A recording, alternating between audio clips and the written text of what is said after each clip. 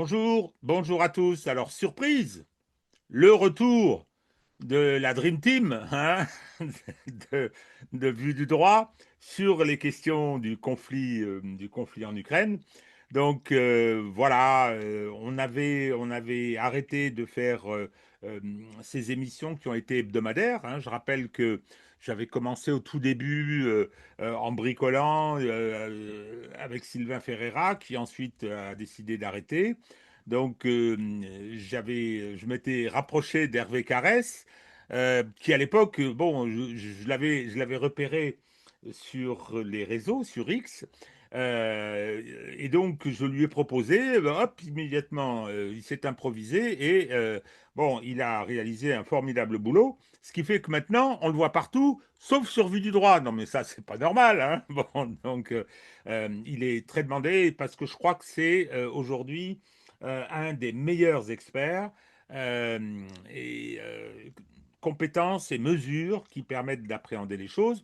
Il nous est apparu d'un commun accord entre nous que c'était plus nécessaire de faire ces interventions hebdomadaires. Et je pense qu'on avait raison, parce que les choses se passent lentement, c'est le moins qu'on puisse dire. Et le conflit a pris une forme technique particulière, c'est le conflit du 21e siècle.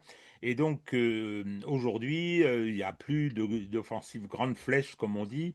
Il n'y a plus de grands mouvements avec l'hypersurveillance du front.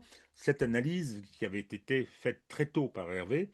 Donc voilà, simplement, je me suis dit, là, avec une actualité mondiale, géostratégique extrêmement importante, c'était peut-être intéressant de faire un point parce qu'il s'est passé beaucoup de choses. Alors, on a toujours les annonces quasiment hebdomadaires que l'Ukraine est au bord de l'effondrement. Alors, je vais rappeler deux prises de position. La mienne, qui était assez tôt de dire, avec une expression qui était bon, un peu particulière, qui était de dire les Russes font durer le plaisir, ce qui était une autre façon de dire ils ne sont pas pressés, ils sont méthodiques, ils vont avancer parce que leurs objectifs sont ce qu'ils sont. Et on ferait bien de s'interroger sur justement la nature de ces objectifs. Et Hervé, qui avait une analyse concernant ce qui était en train de se passer sur l'ensemble du front, parce qu'on a plus de 1200 km de ligne de contact, et avec cette idée que c'est probablement dans la trouée de Zaporizhia, c'est comme ça qu'on prononce, que des choses importantes, sinon décisives, se passeront le jour venu, quand le moment sera venu pour les Russes probablement de donner un coup d'épaule. Mais ça, on ne sait pas si ça se passera de cette façon-là. Donc, je pense qu'on n'a pas été mauvais dans nos prévisions. Voilà. Mon cher Hervé, cette petite présentation pour éclairer ce retour est en fait, bah, je vais te passer la parole pour recueillir ton point de vue sur la situation militaire aujourd'hui. Donc, euh, le champ est ouvert, vas-y. Ouais, ben, écoute, bonjour à toi et bonjour à tes téléspectateurs, les spectateurs et les adhérents de ta chaîne YouTube. Je voudrais revenir un petit peu sur la présentation. C'est vrai que il y a plus de 2 ans, lorsque tu m'avais proposé, au départ, j'étais réticent parce que je savais que j'allais m'exposer aux imbéciles malveillants habituels, ce qui n'a pas manqué d'être le cas de toute façon. Et surtout, j'ai un boulot à côté, ce qui fait que j'étais obligé de passer beaucoup de temps. On faisait des émissions toutes les semaines, ça me prenait beaucoup de temps et ça prenait du temps sur le boulot que j'ai actuellement, quoi, qui consiste en faire du conseil en gestion et communication de crise. En tous les cas, pour en revenir à ce que tu as dit sur moi, en fait, je n'ai pas une expertise particulière, si ce n'est que j'ai été militaire et que j'ai suivi le cours de l'école de guerre, mais que surtout, contrairement à d'autres, comme je suis assez méthodique, j'utilise les outils que j'ai appris. Et même si je les utilise de manière sommaire, ça évite d'avoir des opinions et d'être dans la subjectivité et de chercher à analyser les choses telles qu'elles se passent en fait. Et un outil qui est fondamental en stratégie militaire, et notamment en planification d'une opération militaire, c'est d'abord analyser l'adversaire avec les centres de gravité qui sont les siens. Or, lorsqu'on observe le conflit en Ukraine, chaque belligérant direct a des centres de gravité. Ils ne sont pas forcément les mêmes d'ailleurs, hein, puisque un centre de gravité ukrainien va être la ressource mobilisable et mobilisée, qui est un des centres de gravité le plus attaqué par la stratégie d'attrition des Russes depuis novembre 2022. D'ailleurs, on en voit malheureusement les résultats euh, en ce moment, qui deviennent de plus en plus radicaux d'ailleurs sur le plan des effectifs de l'armée ukrainienne et notamment de l'infanterie. On ne va pas retrouver le même chez les Russes, parce que les Russes n'ont pas les soucis d'effectifs qu'ont les Ukrainiens, pour différentes raisons, pour des raisons de démographie, pour des raisons également de taille du pays et de la taille de la population de chaque pays. C'est pour cela que cette notion de centre de gravité, alors je ne vais pas me lancer dans une longue exégèse des centres de gravité, ce sont quand même des notions fondamentales en stratégie, et il faut bien le comprendre, parce que les centres de gravité, d'une certaine manière, c'est un petit peu comme dans un sport de combat, c'est ou les centres vitaux de l'adversaire ou ses centres incapacitants. Et ensuite, lorsque les militaires font une planification et qu'ils ont identifié les centres de gravité de l'adversaire, ils vont dérouler des lignes d'opération qui vont être agrémentées de points décisifs, et ces points décisifs sont les étapes intermédiaires pour atteindre les centres de gravité qu'ils veulent atteindre. Alors, en l'état, quand on regarde le conflit ukrainien, alors je ne vais pas faire le détail des centres de gravité des Ukrainiens, mais globalement, il y en a un qui est très attaqué, comme je l'ai dit, c'est la ressource mobilisée et mobilisable. Mais surtout, tous les centres de gravité ukrainiens sont attaqués. Soit sont dans le rouge, soit parfois certains sont dans le noir, comme la partie ressources humaines, et d'autres sont dans l'orange. Et plus la guerre dure, plus ces centres de gravité vont être dégradés, en fait, vont être attaqués par la stratégie d'attrition des Russes.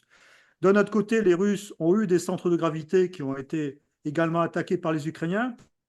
Et celui qui a été le plus attaqué par les Ukrainiens durant le conflit, ça a été le centre de gravité qui consistait dans la maîtrise de la mer Noire et dans la sécurité de la presqu'île de Crimée. Là-dessus, c'est sur 2023-2024, surtout sur 2023, que les Ukrainiens ont porté les coups les plus sévères à ce centre de gravité russe, mais qui maintenant est très très peu attaqué. Alors on pourrait expliquer cela par différentes raisons. D'abord, c'est que les Ukrainiens ont épuisé les moyens qui leur permettaient d'attaquer ce centre de gravité, notamment les missiles Storm Shadow et Scalp, puisqu'ils avaient été donnés par la France, mais les quantités étaient limitées, de l'ordre d'une centaine pour chaque type de missile.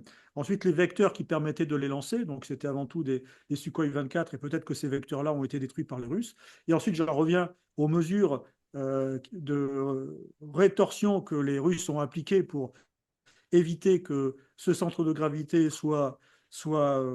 continue à être attaqué. D'abord des mesures de protection, ils ont déplacé leur flotte à Novorossiysk, et ensuite ils ont attaqué souvent, au moyen de frappes stratégiques, le nœud de départ de toutes ces attaques sur la Crimée et sur leur flotte de la mer Noire, qui se situe sur Odessa et aux alentours d'Odessa. Donc on voit très bien que sur le plan stratégique et sur le plan de la sûreté pour les Russes, Odessa demeure quand même une problématique qu'ils ne sont pas prêts d'oublier. Je ne connais pas l'issue de cette guerre, mais il est très certainement qu'Odessa fera partie intégrante de la solution finale de cette guerre pour les Russes.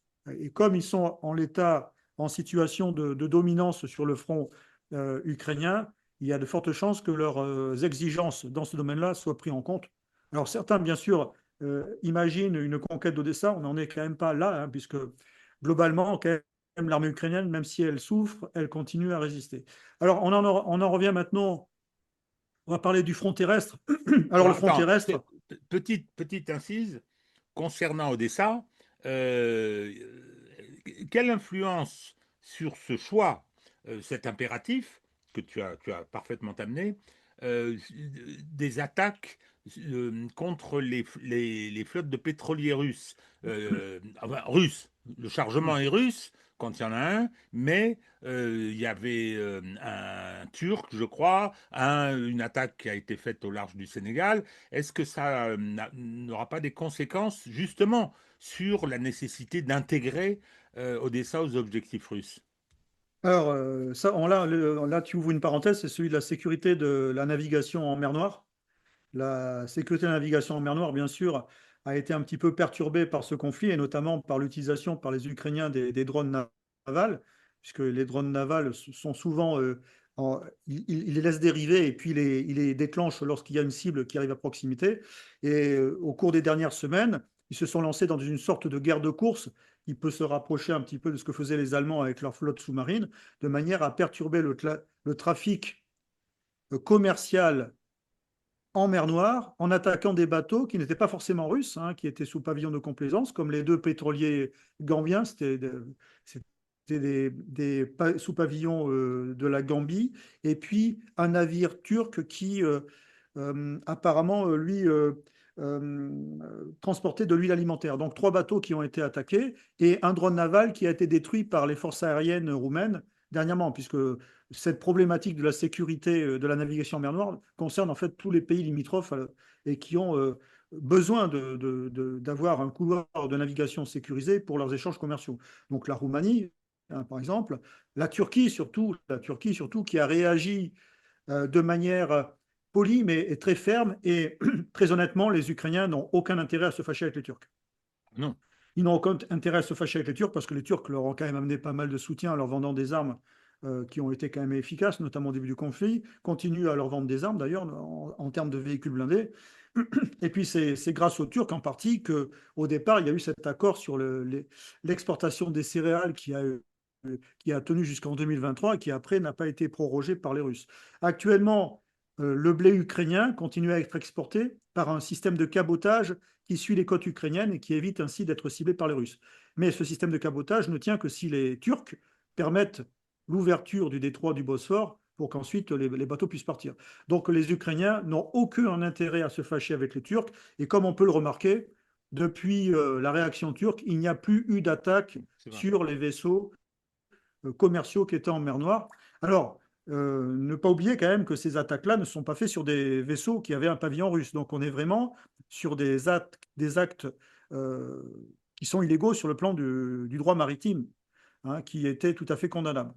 Alors, sur le plan des réactions internationales, bien, les Occidentaux, évidemment, ont été discrets, puisque ça permet. Alors, quand je parle des Occidentaux, je parle des Européens, puisque ça, d'une certaine manière, comme ils n'arrivent pas à lutter contre cette fameuse flotte fantôme.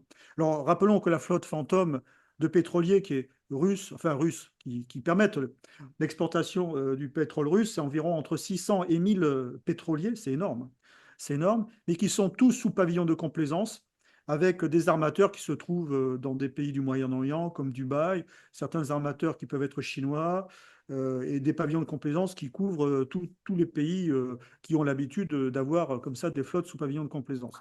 Donc c'est très difficile pour les Européens en fait d'appliquer leurs sanctions vis-à-vis de cette flotte. Donc d'une certaine manière, ça les a peut-être réjouis, mais comparativement à la flotte des pétroliers qui sont concernés par l'exportation du pétrole russe, on voit que c'est 3 ou 4 attaques par rapport à une flotte de 600 ou 1000, c'est complètement anecdotique.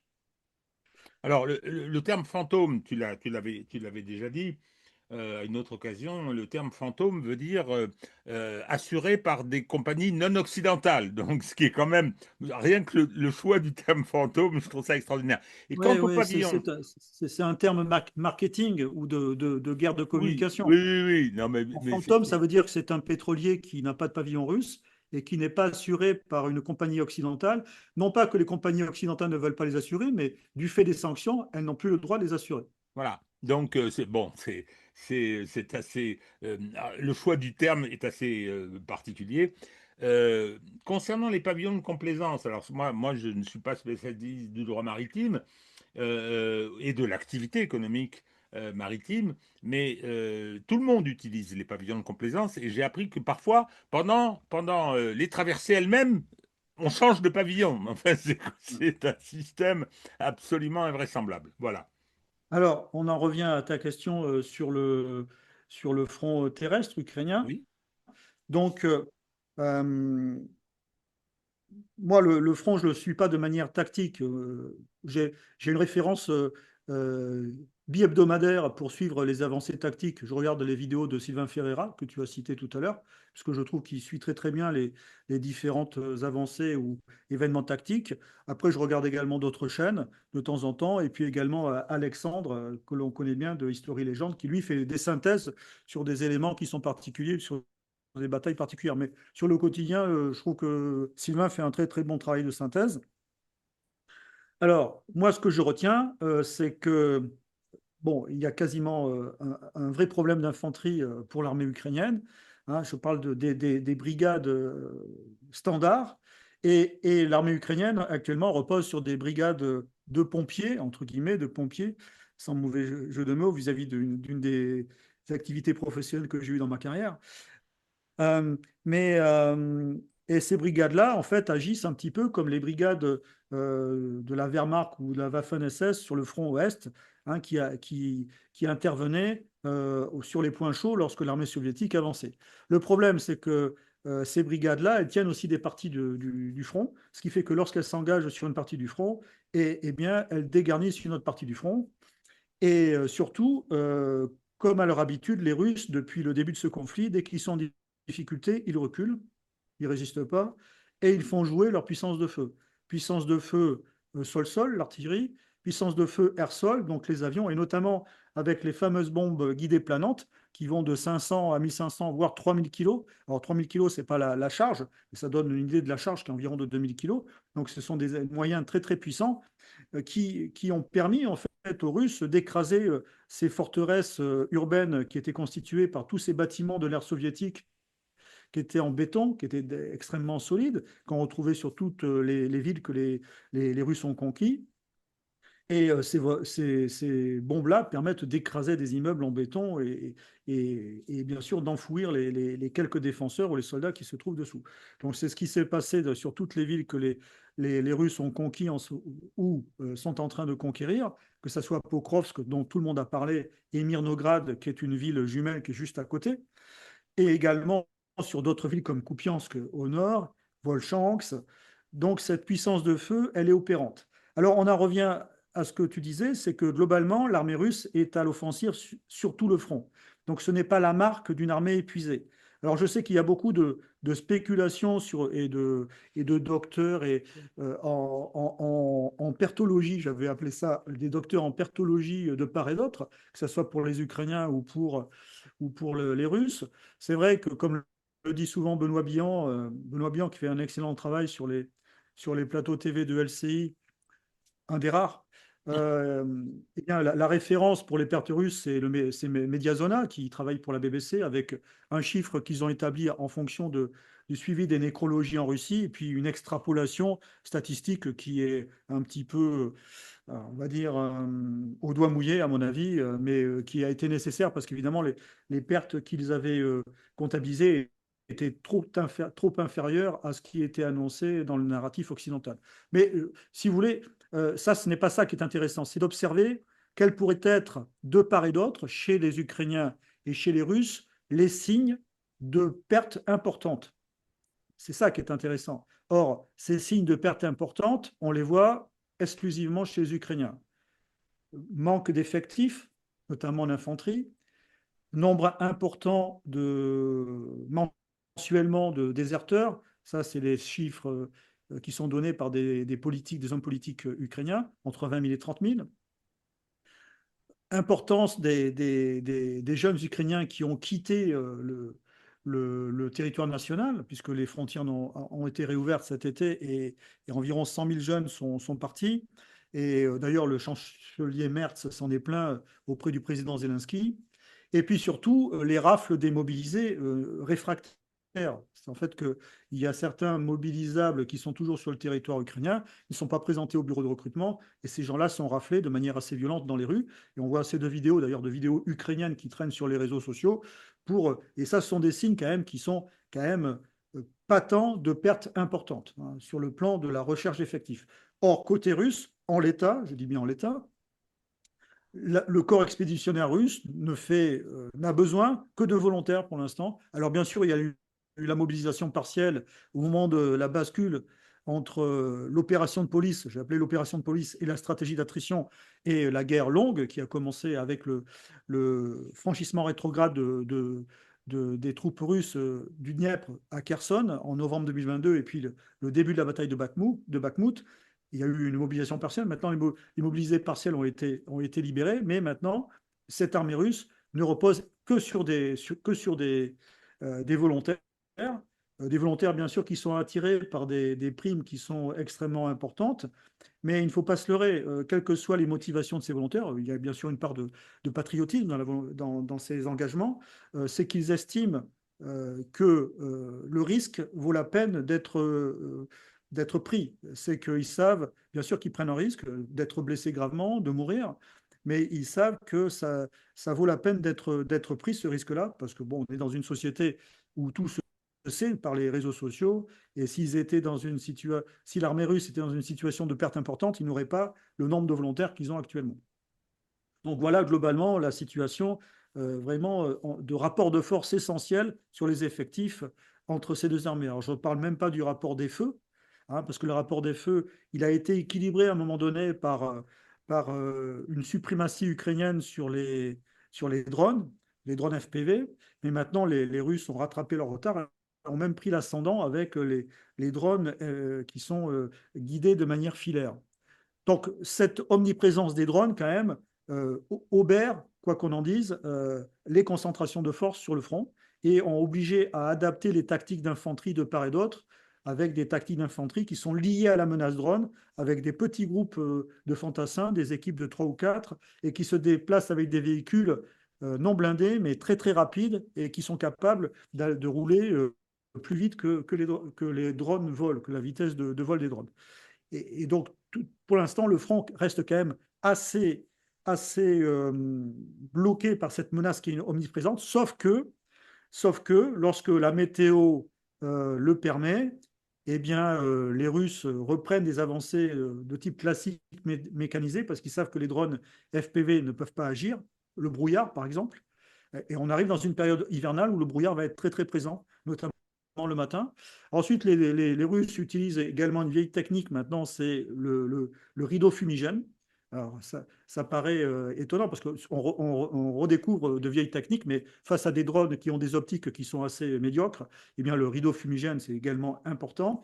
Et puis surtout, dès que sur une partie du front, la menace FPV est moins présente, eh bien, ils commencent à faire des avancées qui sont importantes. Et ça a été le cas sur le front de Zaporizhzhia, puisque tu en parlais tout à l'heure.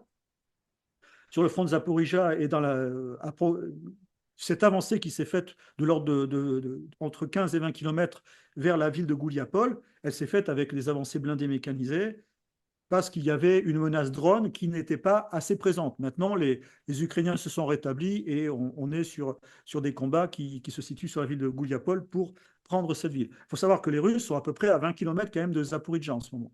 Et que le terrain dans cette zone-là, qui est de la steppe pontique, c'est un terrain typique pour faire des grandes manœuvres de type, que tu en parlais tout à l'heure, grande flèche. Et c'est d'ailleurs pour cela que l'offensive ukrainienne, à l'été 2023, avait été planifiée et conduite dans cette zone-là. Parce qu'on est sur un terrain qui permet ces grandes avancées une fois qu'on a percé. Donc, ce terrain-là, cette zone de Zaporizhzhia, de Kherson, pourquoi elle est à surveiller? C'est ce que je dis depuis le début, hein.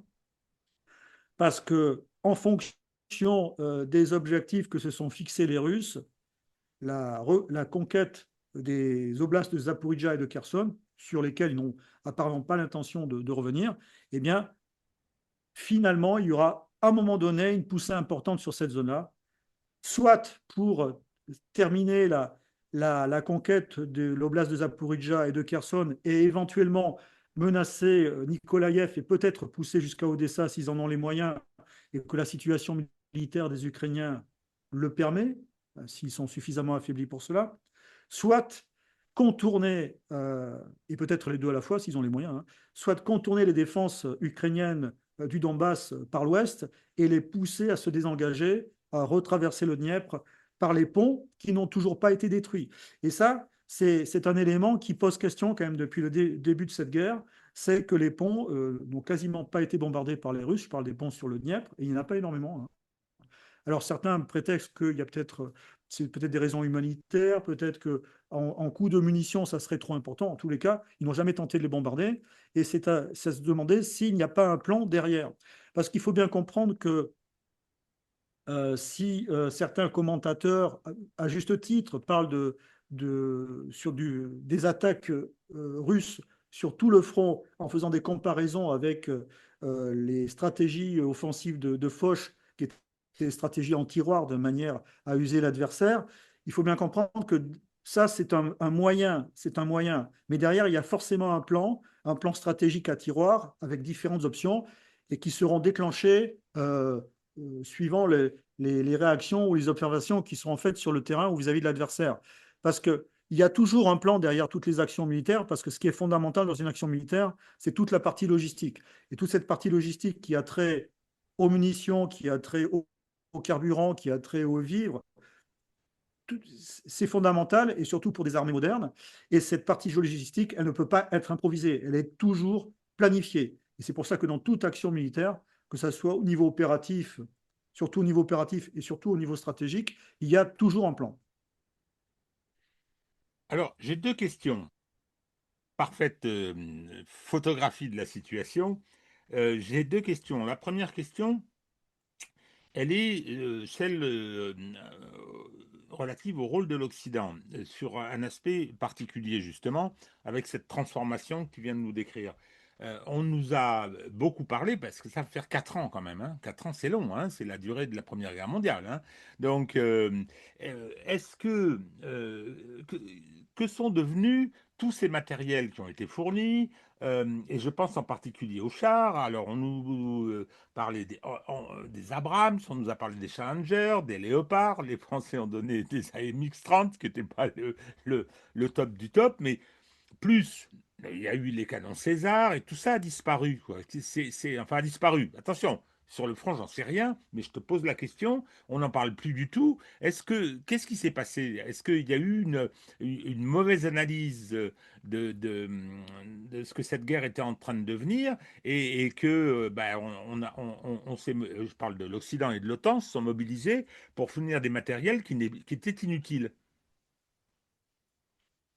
Bah, de toute façon, la plupart de ces matériels, ils ont été détruits ou alors ils ont été rendus dans. En fait, c'était des matériels qui étaient souvent difficiles à maintenir, en fait.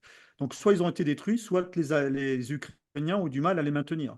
Notamment, tu parlais des chars Léopard. La chaîne de maintenance des chars Léopard qui avait été livrée par les Allemands, c'était un enfer logistique pour les Ukrainiens, puisqu'il fallait qu'ils repartent, dès qu'ils étaient endommagés, il fallait qu'ils repartent en Pologne pour être réparés. Alors il faut imaginer, hein, donc on les mettait sur un train, et donc ils arrivaient en Pologne, là ils étaient réparés dans le centre de maintenance, et après ils revenaient sur le front. Donc je pense que les Ukrainiens, très rapidement, ça n'a pas correspondu du tout au type de guerre qu'ils menaient, et c'est pour cela que dans l'armée ukrainienne, les véhicules que l'on voit actuellement, les chars, d'abord, ils ont eu énormément de pertes sur les chars. Il y a un compte là, sur X qui suit les pertes ukrainiennes en moyens blindés et chars, qui doit sortir une analyse prochainement.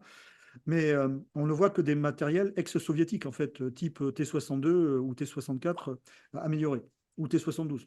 Mais ça, alors est-ce que c'est pas, enfin, cette constatation a, me semble-t-il, son importance. C'est-à-dire que euh, est-ce qu'on était équipé pour faire la guerre en Europe centrale, quoi? Parce que si effectivement Bah, oui, mais en fait, c'est intéressant ce que tu dis. Mais dans l'OTAN, lorsqu'elle s'engage, elle a la suprématie aérienne. C'est le principe de base, en fait.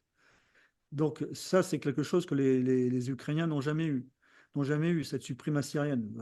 Toutes les grosses opérations d'armée otanienne, c'est-à-dire d'armée américaine, parce que OTAN, c'est l'armée américaine. Ouais. La guerre du Golfe, même la guerre au Kosovo, hein, la guerre au Kosovo, c'est la puissance aérienne qui a fait plier les Serbes. C'est la puissance aérienne. C'est la puissance aérienne. Et ces matériels, ils sont valables lorsqu'il y a cette suprématie aérienne. L'offensive d'été des Ukrainiens, elle aurait pu très bien marcher s'ils avaient eu la capacité aérienne que possède l'OTAN. Oui, sauf que bon, la capacité, les Russes sont équipés aussi dans ce domaine. Hein. Oui, mais Ce serait une autre bataille, quoi. c'est une doctrine différente pour les Russes. Hein. D'ailleurs, depuis longtemps, ils utilisent beaucoup les vecteurs de type missile. Hein, donc, puis la bataille aérienne sur le front, dans la guerre en Ukraine a beaucoup évolué du fait de la saturation des moyens antiaériens de part et d'autre. Lorsque les avions décollent, maintenant, ils ne s'engagent pas sur le territoire de Ah oui. l'adversaire. Ils restent à distance et ils lancent leurs munitions à distance. Mais les armées de l'OTAN, qui sont sous une doctrine américaine, c'est l'Irlande-Béton, en fait. C'est qu'on écrase tout par les moyens aériens et ensuite on avance. Plus que par l'artillerie, d'ailleurs. Hein. Et c'est pour cela que, d'ailleurs, puisque c'est intéressant que tu en parles, les Russes n'ont pas ce problème-là sur les lignes de défense qui se trouvent côté ukrainien dans la zone de Zaporizhzhia, puisque eux ont cette capacité aérienne de les frapper avec des moyens importants. Il faut imaginer quand même les effets de bombes de 1500 ou de 3000 qui tombent sur des zones fortifiées qui sont en plus, pour la plupart, en race campagne, parce qu'il y a très, très peu de zones urbanisées. Une des dernières zones urbanisées, c'est la ville de Gouliapol, où les combats ont commencé. Mais à ce propos des bombes thermobariques, là aussi, il faut aller voir sur Telegram, hein. Il y a plein de vidéos, c'est absolument terrifiant, quoi, terrifiant. Ma deuxième question, c'est Koursk. Qu'est-ce que c'est que cette histoire? Cette offensive bizarre, cette consommation de ressources importantes pour un résultat catastrophique, quoi. C'est, euh, 2000, 2023, l'offensive dont tu as parlé de l'échec tout à l'heure, dû aussi à l'absence de suprématie aérienne, ou en tout cas de couverture aérienne, c'est une chose, elle a été très coûteuse, mais là, est-ce que cette offensive, cette opération a été véritablement montée pour des objectifs dans la guerre de communication, ce qui veut dire qu'on a sacrifié beaucoup de monde pour ça, ou bien est-ce que c'est une erreur tactique et stratégique, parce que, bon, c'est un échec sanglant. Ouais. Mon avis, enfin, mon sentiment, c'est que l'objectif de cette offensive, c'est un objectif politique pour déstabiliser en fait le pouvoir russe, hein, donc le gouvernement russe dans une zone dans laquelle ils ne s'attendaient pas du tout à une offensive. Ils ne s'attendaient pas à une offensive parce qu'il n'y avait pas d'enjeu vraiment dans cette zone. Alors, certains analystes ont dit que les Ukrainiens avaient lancé cette offensive pour conquérir la centrale de Koursk. Alors, ça a été répété à l'envi. Hein. Il est possible que ça soit l'objectif qui a été donné aux soldats pour leur donner un objectif précis. Hein, parce que les soldats, les militaires, il ne faut pas leur dire qu'ils sont en train de rentrer en territoire russe dans un objectif politique. Ça parle à aucun militaire. Quand je parle militaire, je parle des soldats, ceux qui se Oui, battent. bien sûr. Hein. Peut-être dans les strates supérieures, évidemment, ils ont conscience de l'objectif politique, mais il faut donner quelque chose de concret. Mais ça ne tient pas. Pourquoi ça ne tient pas? Parce que les moyens qui ont été engagés dans ce cas-là, ils auraient mérité d'être engagés, par exemple, sur la centrale d'Energodar, avec un objectif beaucoup plus légitime et une mise en difficulté très probablement quand même des défenseurs russes dans cette zone-là. Donc, je crois assez peu. Et puis, une fois qu'on a conquis la centrale de course, il faut la tenir. Elle est à plus de 60 km de la frontière ukrainienne. Donc, ça se termine comment? Par une négociation, évacuation des forces ukrainiennes, parce qu'elles sont complètement encerclées par les forces russes. Et puis, les forces ukrainiennes ne vont pas saboter la centrale de Kursk, parce qu'au plan international, en termes d'image, ça serait complètement destructeur. Non, je pense qu'au départ, l'objectif était vraiment politique et que, chemin faisant, ils ont voulu tenir le terrain. Et après avoir déstabilisé les Russes parce qu'ils avaient un rideau de troupes, et en pensant également que les Russes allaient euh, faire une bascule de troupes du Donbass vers le Kursk, ce qui ne s'est pas fait en fait, hein, ou de manière anecdotique, hein, puisque l'offensive dans le Donbass a continué. Donc ils ont voulu tenir le terrain. Alors le problème, c'est qu'ils ont tenu le terrain. Ils étaient dans un saillant qui était battu par les feux russes sur trois côtés, avec une armée qui a la suprématie des feux sol-sol et air-sol. Donc, au bout de plus de 6 mois, eh bien, ils se sont retrouvés dans une situation où ils ont été contraints d'évacuer le saillant en laissant quasiment tous les matériels lourds qu'ils avaient engagés. Et le problème de tout ça, d'avoir voulu tenir le terrain, c'est que la seule réserve stratégique qu'avait l'armée ukrainienne, eh bien, elle a été consommée dans cette affaire. Et maintenant, c'est pour cela que le front ukrainien est en difficulté. Il Alors, aurait été peut-être en difficulté, mais beaucoup moins, parce que cette réserve stratégique permettait justement de faire des contre-attaques. je ne sais pas si, enfin, sur l'objectif politique, pense que c'était un objectif politique. Mettre la Russie en difficulté politique, ça me paraît quand même un petit peu. C'était même pas en rêve, j'aurais dit. C'est un peu du Bruno Le Maire. En revanche, un objectif politique interne à l'Occident, c'est-à-dire pouvoir Mm. continuer à dire regardez, ils se battent, etc. Et donc, il faut qu'on continue à les aider, il faut qu'on continue à les alimenter, il faut qu'on continue à mobiliser de l'argent. Peut-être, mais c'est quand même. Enfin, je ne sais pas. Je pense que là, du point de vue moral, la guerre ne l'est jamais, mais du point de vue moral, ce sacrifice pour des opérations finalement quelque part de base politique, c'est pas extraordinaire. Bon, alors, le, voilà la situation. La Russie a l'initiative, l'Ukraine en difficulté, mais l'Ukraine, c'est pas toute seule, hein. L'Ukraine bénéficie, l'armée ukrainienne bénéficie d'un soutien important, de prestations, c'est pas le bon terme, hein, bon, y compris de la part d'Elon Musk avec son système Starlink, mais aussi toute la surveillance du front, euh, comment dire, un soutien également opérationnel.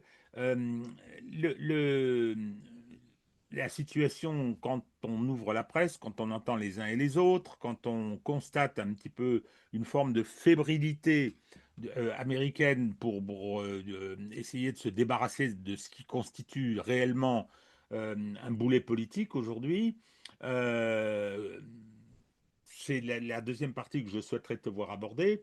C'est sur le plan de la suite, à partir de le constat de la situation actuelle, sur le plan de la suite, qu'est-ce on peut envisager? Il y a des manœuvres diplomatiques, il y a, je viens de le dire, les États-Unis. Alors, ça varie, hein. Donald Trump fait aussi du en même temps, mais là, c'est quand même très très clair, hein. C'est très clair. On a le fameux document qui tombe à ce moment-là sur la stratégie extérieure des États-Unis. On a un certain nombre de déclarations. On a le plan 28 points, les réactions de Trump au fait qu'il ait été démantibulé d'abord par les Européens et ensuite par Zelensky. Il y a les manœuvres autour de la corruption en Ukraine, tout ça, euh, je veux dire, montre bien que la marche à la défaite est problématique et que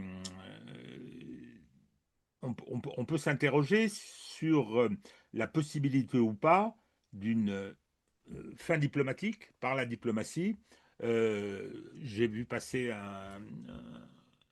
une interview de Marsheimer que j'ai pas encore lue dans le Figaro. On me l'a adressé, qui dit, j'ai vu un intertitre qui dit, il n'y aura pas de solution diplomatique, ce sera une solution militaire.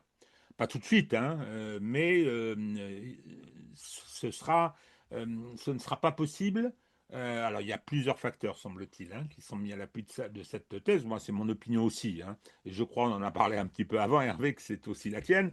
Il y a une vraie difficulté pour les Occidentaux à se sortir du guépier.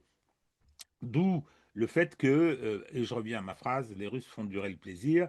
Les Russes, alors c'est pas facile, c'est un pays en guerre quand même, mais ne sont pas pressés.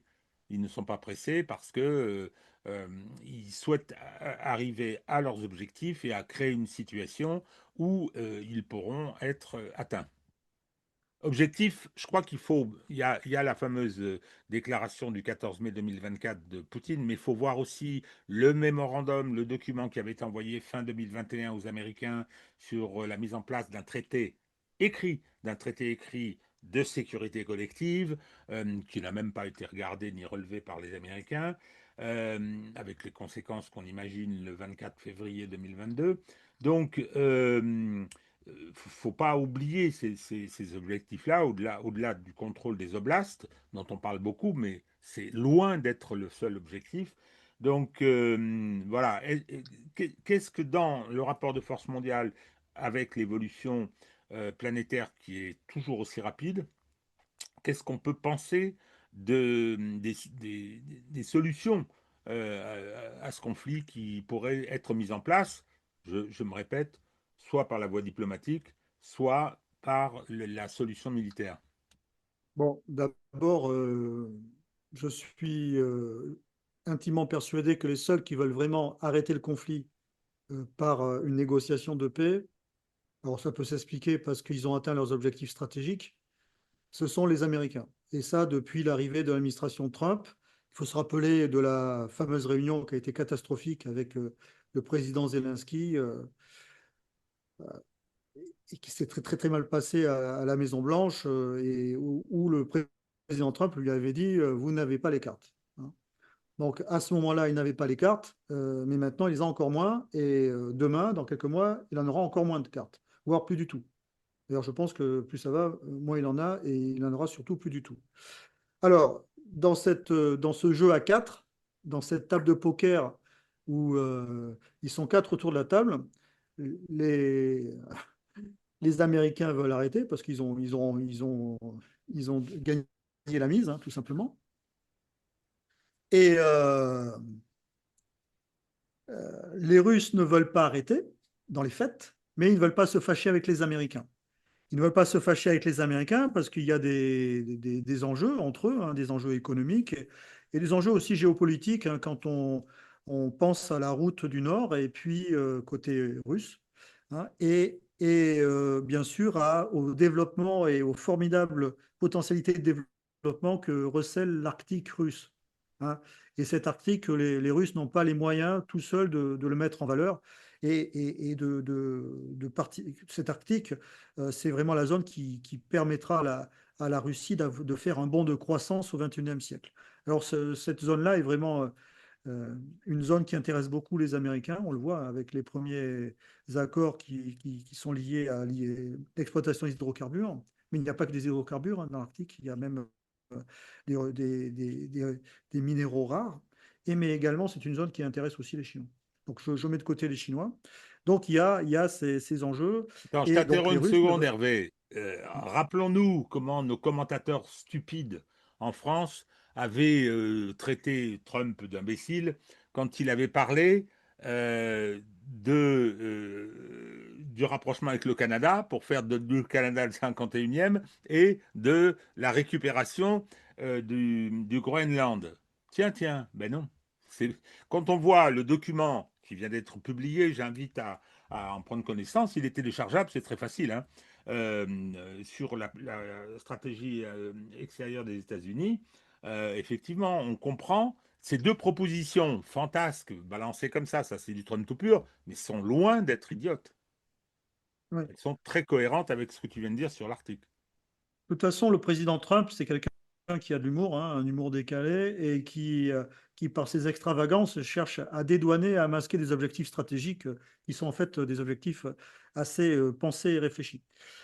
J'en reviens donc à ce que je disais, c'est que les Russes, en fait, n'ont pas vraiment l'intention de négocier depuis le départ, puisqu'ils savent que le momentum militaire va finir par leur être favorable. Parce que la stratégie d'attrition, c'est une stratégie qui leur est favorable sur le plan industriel, sur le plan humain, et même, je dirais, d'une certaine manière, sur le plan économique, parce que même si l'économie russe a été en difficulté, alors quand je dis en difficulté, ils ont environ 1% de croissance sur cette année. Croissance, c'est qu'en fait, la vitesse qui ralentit par rapport à l'enrichissement. Mais apparemment, les perspectives de croissance sur 2026 seraient de l'ordre de 3%, d'après des économistes qui connaissent bien l'économie russe, comme Jacques Sapir. Donc, les Russes n'ont pas l'intention de se fâcher avec les Américains et surtout les humilier sur ce plan-là. Il y a des éléments qui étaient à la limite acceptables par eux, mais en termes de concession. Or, ils savent que la victoire militaire, c'est peut-être des gains supérieurs et presque pas de concession. Et pour cela, ils comptent sur qui? Ben, ils comptent d'abord sur le président ukrainien, qui, pour lui, politiquement, c'est impossible de négocier parce qu'il pourrait mettre en jeu, bien sûr, son existence politique, mais surtout physique, étant donné la puissance des groupes ultranationalistes qui existent au sein de l'État ukrainien, qui le noyote, et surtout les unités euh, paramilitaires et militaires ultranationalistes qui s'étaient engagés sur le front, mais qui, comme par hasard, depuis quelque temps, cherchent à préserver leurs moyens et leurs effectifs, et qui pourraient jouer dans l'Ukraine post-guerre un rôle comparable à ceux des corps francs dans l'Allemagne post-1918.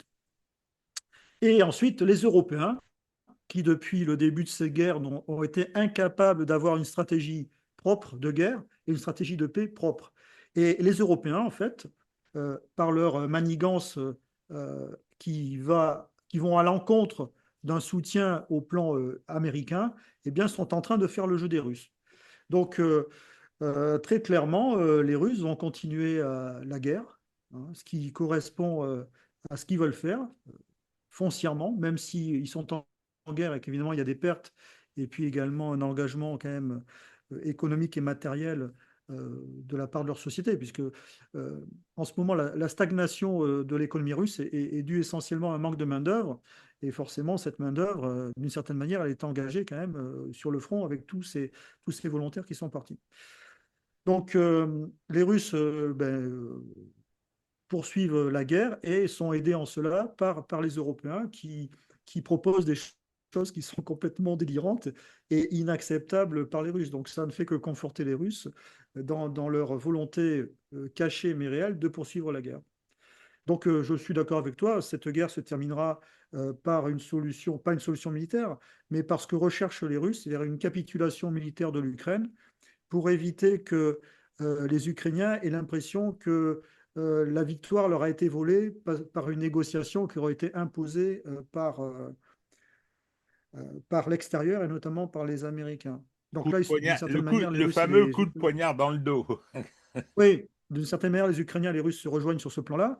Et je pense même que euh, c'est peut-être un petit peu pervers ce que je veux dire, ou cynique. Je me demande si les Russes ne comptent pas également sur un État ukrainien complètement déstabilisé politiquement, avec une forme de guerre civile interne à l'issue, qui serait en fait le résultat des actions de ces fameux groupes paramilitaires ou unités militaires ultranationalistes, qui ferait que l'Ukraine, aux portes de l'Europe, serait en fait un État complètement déstabilisé et failli, un peu comparable, alors, toute proportion gardée, à ce qu'a été la Libye post-guerre. Et c'est là où on voit que les dirigeants européens manquent vraiment d'analyse stratégique en termes de risque, parce qu'au lieu de se focaliser sur une attaque russe, alors je comprends que les militaires travaillent sur des options comme cela, hein, mais le rôle des politiques, c'est d'imaginer également d'autres options et être aidé en cela par les militaires. Une attaque russe, on va dire, par exemple sur les pays baltes. Euh, le vrai danger, le danger le plus prégnant, c'est d'avoir au port de l'Europe en fait un État complètement déstabilisé et anarchique, avec énormément de forces militaires qui pourraient se faire la guerre en interne. Et ça, c'est plutôt le risque majeur de post-guerre pour les pays de l'Union européenne, notamment les pays limitrophes, qu'une hypothétique attaque russe. Alors, l'attaque russe, elle ne pourrait avoir lieu, à mon avis, sur le plan militaire, que si les Russes sentaient que Kaliningrad est menacé euh, sur le plan militaire ou sur le plan de son existence. Avec un couloir logistique, par exemple le couloir de Zovalski, qui serait menacé par l'OTAN. Donc, on a ce foyer de tension sur Kaliningrad et sur la mer Baltique qui pourrait peut-être pousser les Russes à des actions militaires, mais on serait d'abord sur des gesticulations sous forme de pression avant qu'on arrive à des affrontements armés. Sachant que les Russes, très, très clairement, mais c'était même avant la guerre, hein, d'ailleurs, même avant cette guerre, ils étaient en train de basculer en fait leur économie sur l'Asie, et puis ils se posaient la question majeure pour eux, celle de la mise en valeur de l'Arctique, ce dont je viens de parler. Et il est clair que ça va être pour eux l'enjeu post-guerre des Russes, ça va être euh, renforcer les liens économiques avec l'Asie, et cette Asie qui a 50% du PIB mondial actuellement, et surtout euh, euh, développer l'Arctique et en faire un objet de croissance pour la Fédération de Russie. Alors, concernant, je voudrais faire deux, trois petites observations. Il y a, la première, c'est celle concernant les États-Unis. les États-Unis, même s'ils peuvent considérer que, ok, la messe est dite, nous, il faut qu'on se débarrasse du boulet. Hein. On a asservi l'Europe, on les laisse se débrouiller, on leur a dit ce qu'on en pensait, on a envoyé J.D. Vance, dont il est possible qu'il devienne le président des États-Unis d'ici 3 ans et demi. Hein, c'est possible. Je veux dire, c'est même il y a une espèce de boulevard qui se fait devant lui, parce que je vois difficilement Trump y retourner. Euh, la question, c'est pas si facile de prendre acte de la défaite. Hein. Il est difficile de recommencer ce qui s'est passé à Kaboul quand même. Hein. Les images sont encore très présentes. On est dans un rapport de force mondiale où beaucoup sont au spectacle et attendent de voir la déconfiture. Hein. Donc, euh, même Je suis pas Trump, vraiment d'accord avec toi. Là, je suis comment? pas vraiment d'accord avec toi parce que là, en fait, les Américains, ils étaient en train de transférer la défaite sur les Européens, mais maintenant, elle est transférée aux Européens. Et en plus, les Européens sont demandeurs, puisque les Américains se sont mis en situation d'arbitre. Alors, je suis d'accord avec toi.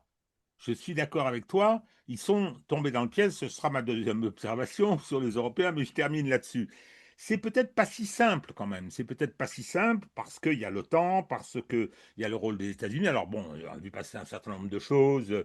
Euh, L'envoyé spécial, l'ambassadeur auprès de l'OTAN, dont je ne me rappelle plus le nom, qui est venu à un sommet et qui est venu dire, écoutez, voilà, les Allemands, vous allez reprendre la direction de l'OTAN, vous allez vous débrouiller, sauf qu'il n'y aura pas le bouton rouge, hein, parce que ça, ça implique le président des États-Unis, donc bon, vous vous débrouillerez. C'était assez amusant de voir comment ça a été commenté.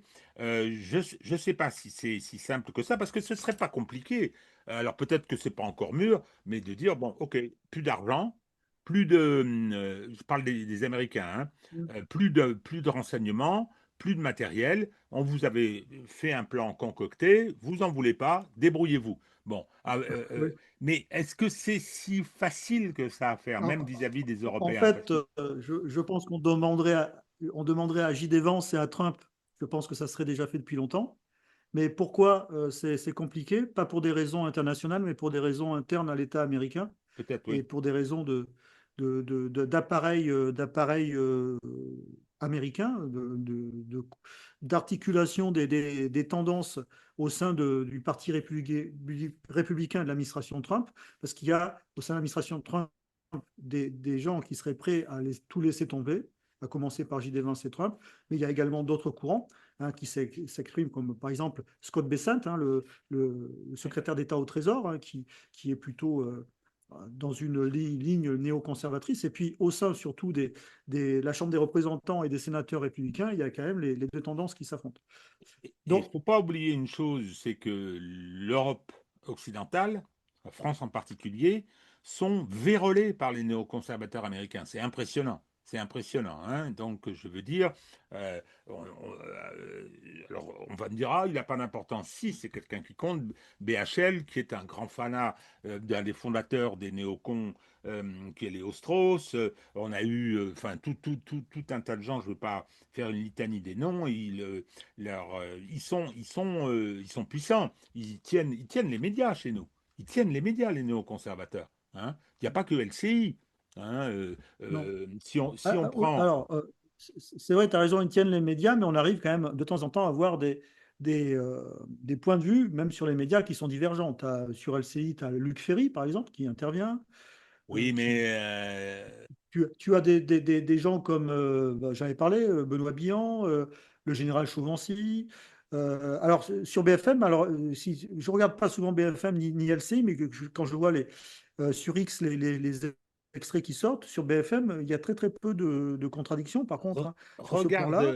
regarde. Sur CNews, tu as l'ex-directrice de RT France qui intervient, j'ai oublié son nom. Donc, évidemment, Oui, mais tout le monde critique et sur le Figaro, je trouve que le Figaro, honnêtement, quand tu regardes les articles et puis les personnes qui interviennent, aussi bien sur le Figaro presse écrite que sur leur chaîne télévisée, télévision, je trouve qu'il y a des vrais débats. Tu vas Ils ont un retrouver Pierre problème, le Lelouch, ainsi Figaro. de suite. Ils ont un problème. Je commence par le Figaro, c'est que quand tu lis les articles néocons, parce que là, ils mettent de l'eau dans leur vin, il faut voir les commentaires des lecteurs.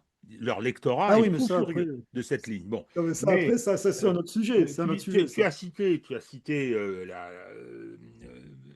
Benoît Billan sur LCI, c'est infinitésimal, mais quelqu'un comme Nicolas Tenzer, qui est complètement fou, Oui, oui. il est sur toutes les chaînes du service public, hein. Tranquille, hein, on nous le met à toutes les sauces. Donc, je pense que on nous ressort cette vieille carne de Kouchner, qui est un criminel. Hein, je veux dire, c'est quand même. Et ils ont des Non, mais relais et ils ont une j'ai puissance pas dit que c'était incontestable, à équilibré. commencer J'ai par le pas, président de ouais, la République ouais, française. ouais. J'ai pas dit que c'était équilibré. J'ai dit qu'il y a quand même des contrepoints. Des- Oui, mais pour moi, le service public étant le pire, le service public dont il est absolument impossible, malgré ça, la catastrophe, là, il y a une commission d'enquête actuellement, dont la patronne qui a été nommée par Macron vient d'être reconduite, comme par hasard, alors que cette boîte est en faillite. Cette boîte est en faillite. Donc, elle va devoir se recapitaliser. Qui c'est qui va payer? C'est toi et moi. Hein. Donc, Tu euh, parles de le, Delphine le, Ernotte. le problème, oui, oui, oui, oui, oui, bien sûr. Le problème Elle a des antécédents, hein, puisqu'elle était directrice des ressources humaines chez France Télécom. hmm, mais le président actuel de la République, naturellement young leader, etc., a été adoubé par les États-Unis. Quand je dis adoubé, c'est pas eux qui ont dit ce sera lui qui en choisit, c'est pas comme ça que ça fonctionne, mais on va nous nommer comment dire, présidence de la Cour des comptes en succession de Moscovici. Moscovici est un de ceux que Jospin avait envoyé à l'ambassade américaine en 2003 pour faire part, avec Hollande, pour faire part du désaccord des socialistes avec la position de Jacques Chirac qui refusait d'aller faire cette guerre criminelle. Hein. Donc, et comme par hasard, celui qui va remplacer Moscovici, qui va devenir, qui va à la commission, à la Cour des comptes de l'Union européenne, c'est un socialiste de cette mouvance-là. Hein. Ils sont malheureusement, je pense cet exemple, ça me scandalise, mais ils sont puissants et il n'y a pas que chez nous. Il n'y a pas que chez nous, donc effectivement, ce ne sera pas si Bon, simple. ouais, c'est vrai. Et tu as raison, je suis d'accord avec toi, les marges de manœuvre de, de, de Donald Trump pour se débarrasser du boulet ne sont pas si larges que ça, quoi. Hein. C'est pas simple. Alors, ça, c'était euh, une remarque concernant donc les États-Unis. J'en ai une autre. Tu ne mégotes pas tes critiques avec les directions européennes, tu viens de le faire, mais dans d'autres lieux, tu le fais aussi. Tu as la dent parfois dure à juste titre.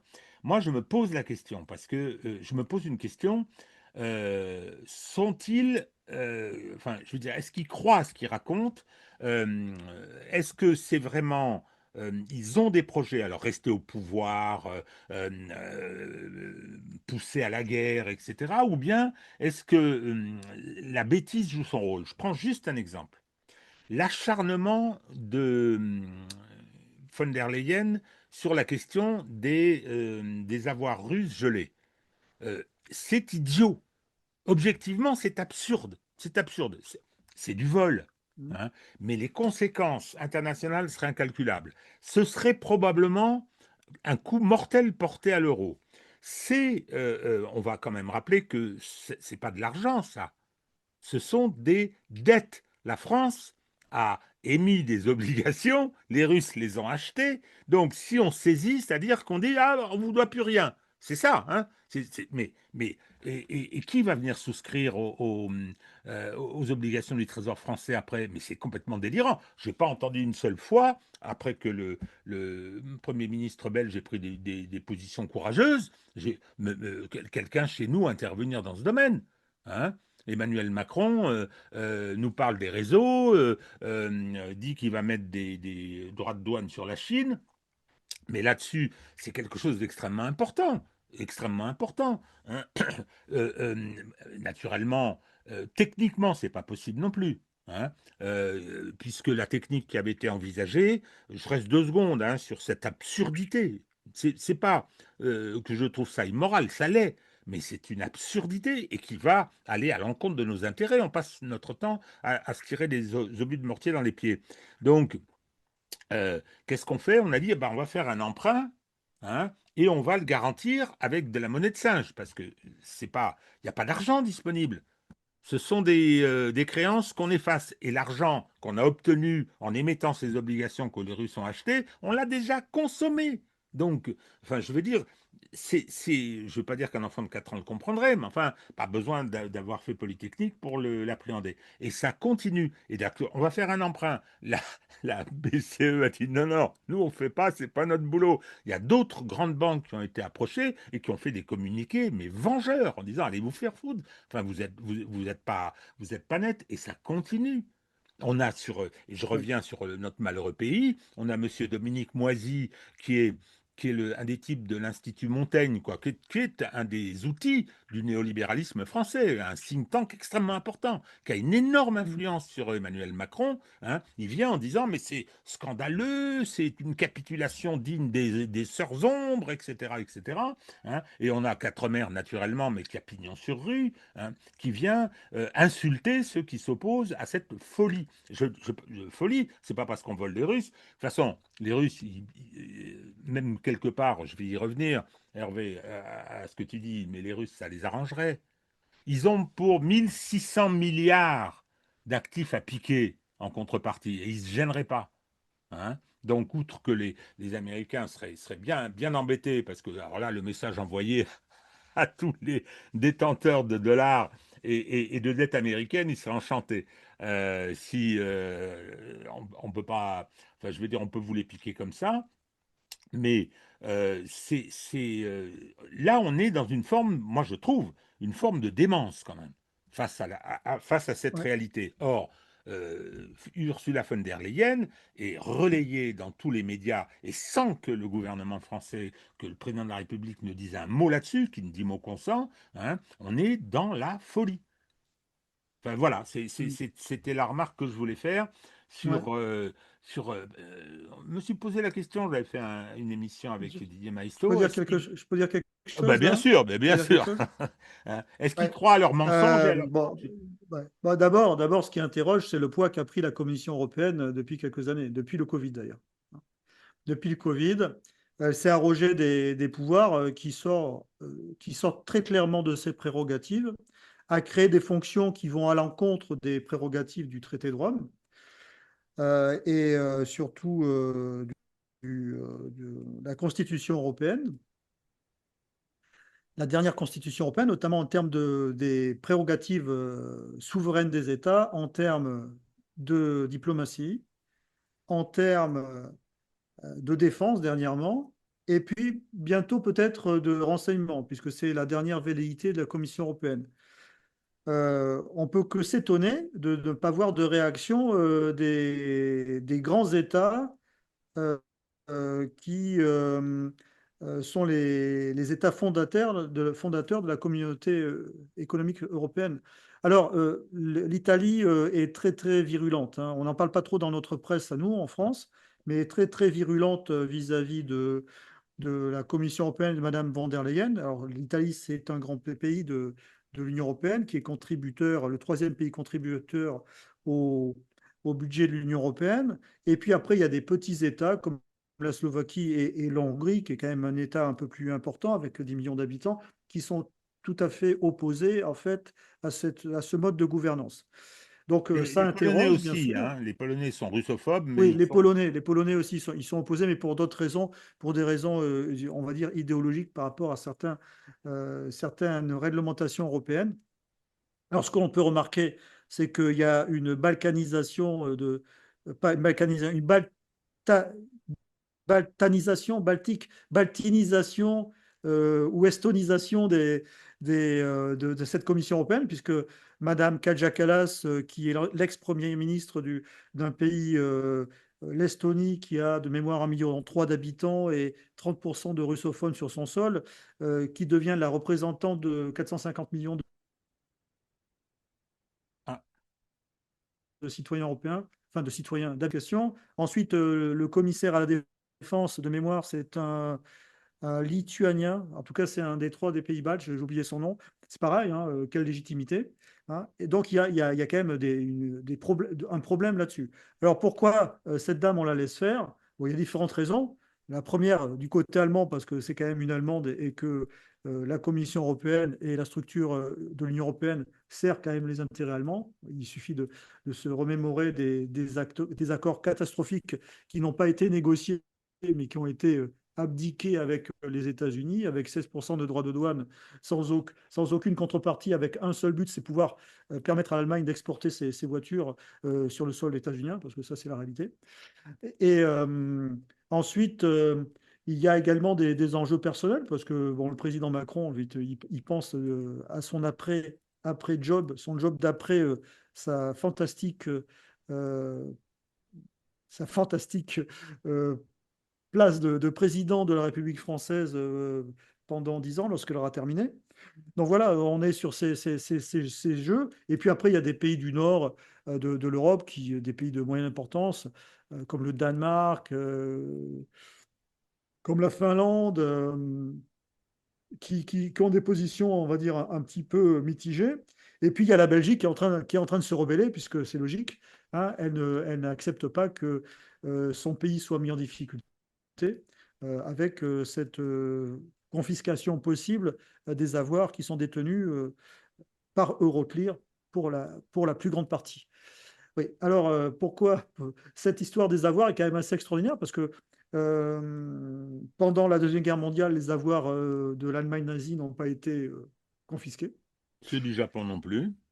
Celui du Japon non plus. C'est la marque d'une panique et d'un constat d'échec par rapport à cette guerre, et puis une panique liée au manque de finances pour continuer à la financer depuis que les Américains s'en sont retirés. Alors, si jamais ils faisaient ça, ça permettrait uniquement de financer la guerre pendant un an. Mais non, À quel attends, prix? À quel prix? À quel prix? il n'y a pas Et surtout, ça ne, d'argent. oui, comment? Et surtout, ça ne répond pas à la question parce que la difficulté des Ukrainiens sur le front, c'est la ressource humaine. Donc, ça ne répondra pas à la question posée. Et c'est pas parce qu'on donnera des finances que ça permettra de transformer également ces finances en matériel, puisque les stocks occidentaux et puis les capacités de production sont arrivés à leur maximum et les stocks sont complètement épuisés. Donc c'est très très dangereux, le fait est, hein, c'est très très dangereux si jamais c'est acté.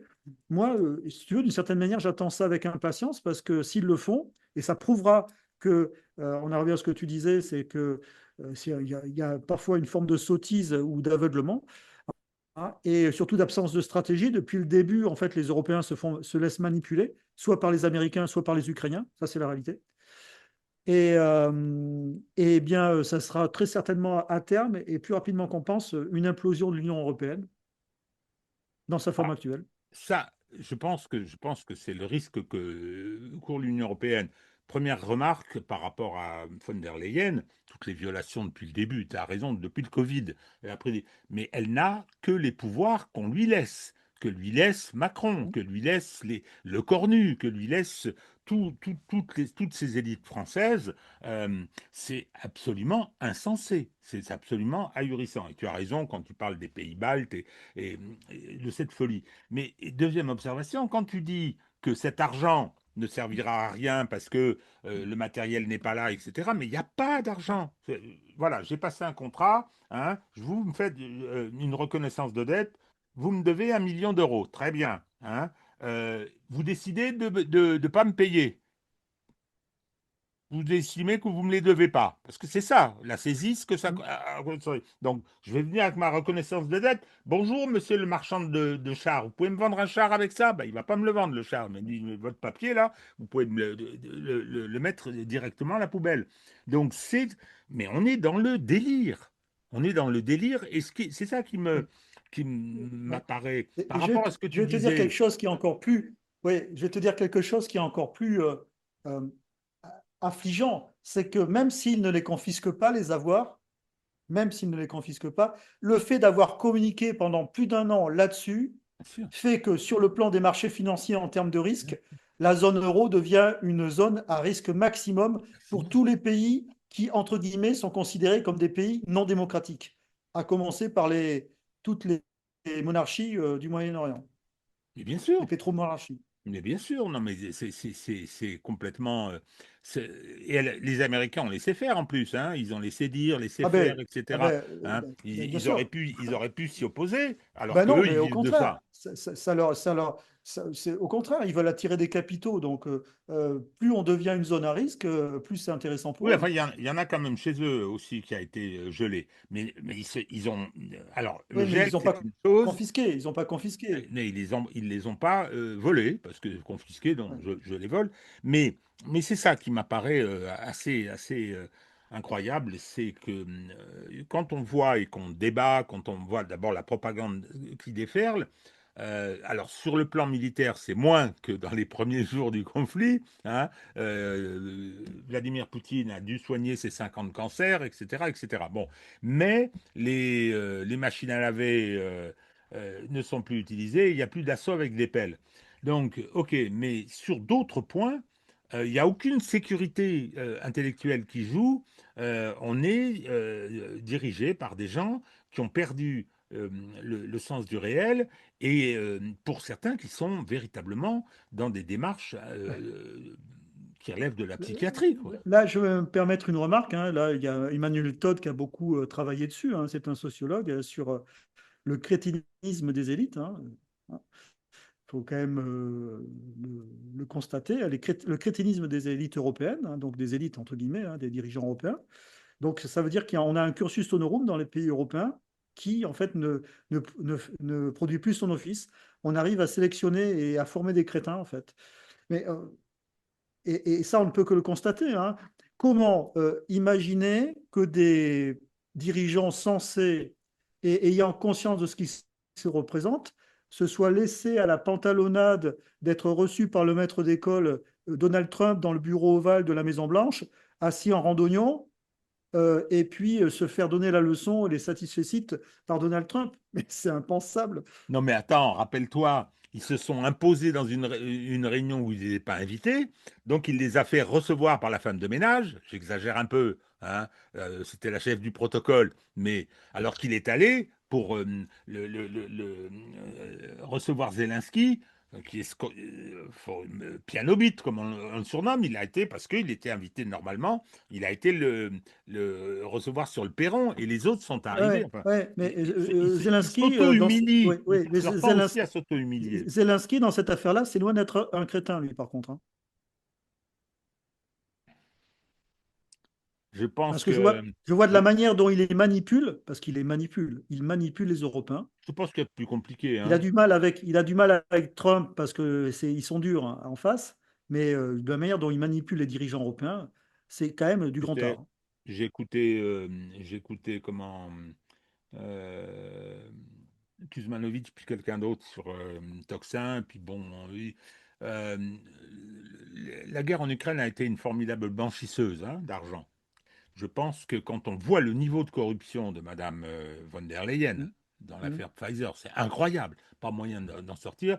Le, la personne qui a précédé Madame Callas qui est probablement impliquée, parce que quand on entend certains intervenants américains qui ont des liens avérés avec la CIA, qui viennent dire que oui, l'Estonie est impliquée dans du blanchiment et dans des rétrocommissions, et probablement Madame Callas personnellement, c'est que je pense que le système est tellement corrompu que certains, effectivement, euh, comment dire, très vulnérables de ce point de vue. Et je pense que lui, Zelensky, qui est corrompu jusqu'à l'os, puisque c'est de l'ordre de 50 milliards de dollars, ce qui a disparu, c'est pas les 100 millions d'Yermak. Hein. Donc, oui, oui, certains sont tenus. Hein. Bon, écoute, on verra Mm. vers quoi ça débouche, mais malheureusement, le système apparaît pour ce qu'il est, c'est-à-dire, je dirais pas au bord de l'effondrement, mais dans un chaos qui est vraiment, vraiment très préoccupant. Bon, chers amis, après avoir dit du mal à la fin de nos chers dirigeants, on va remercier Hervé de son analyse et puis on va vous dire à bientôt. et on va rester en état de veille pour voir ce qui se passe. Euh, Merci. N'oubliez pas, mettez des pouces, mettez je ne sais plus quoi, activez les cloches, mais ça, pas de cloche, moi, sur du droit, il faudrait peut-être que j'en mette. Aidez l'algorithme à nous référencer et à nous diffuser. À bientôt. Au revoir à tous.